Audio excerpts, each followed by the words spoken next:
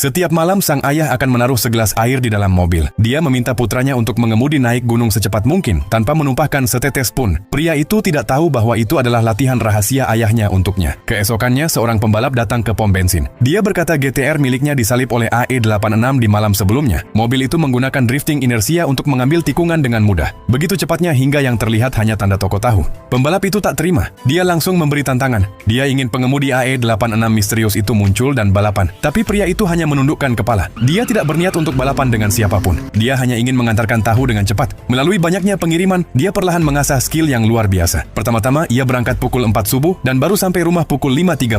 2 tahun kemudian, dia bisa sampai rumah pukul 4.30. Dan sekarang, satu perjalanan ke gunung hanya memakan waktu kurang dari 5 menit. Bahkan tikungan paling tajam pun bisa ia lewati dengan satu tangan, tanpa kesalahan sedikit pun. Hingga suatu hari dia pulang terburu-buru dan secara tak sengaja merusak tahu. Ayahnya memarahinya dengan keras dan menaruh segelas air di mobil. Memperingatkannya agar tidak boleh ada setetes pun yang tumpah. Setelah itu, cara mengemudinya menjadi lebih tenang dan lebih presisi. Dia takut kena masalah karena balapan, jadi dia tidak pernah berani mengakui bahwa dialah pengemudi AE86. Tapi ayahnya tetap bisa melihat semuanya. Yang mengejutkan, ayahnya tidak memarahinya. Sebaliknya, dia menyerahkan kunci mobil, mengatakan kepadanya untuk pergi dan ikut balapan tersebut. Malam itu, jalanan ditutup. Semua orang menunggu AE86 muncul. Saat jendela mobil diturunkan, semua orang terkejut. Pengemudinya adalah pemuda ini. Karena bagi orang luar, dia hanyalah seorang siswa yang baru mendapatkan SIM. Tidak ada yang menyangka dialah pengemudi yang mengalahkan GTR. Saat hitungan dimulai, GTR melesat lebih dulu. Pria itu tetap tenang dan tak cemas, tetap memegang setir dengan satu tangan. Dalam jalan lurus, GTR memimpin sepanjang jalan. AE86 sama sekali tidak bisa menyusul. Tapi di setiap tikungan, AE86 semakin mendekat perlahan-lahan. Meskipun pengemudi GTR mengatur timing masuk tikungan dengan sempurna, AE86 selalu lebih cepat. Hampir setiap waktu mobil itu bisa tetap berada tepat di belakang GTR. Akhirnya, mereka mencapai 5 tikungan tajam paling berbahaya. AE86 tetap tidak melambat sama sekali. Semua orang mengira tidak mungkin melewati tikungan dengan kecepatan setinggi itu.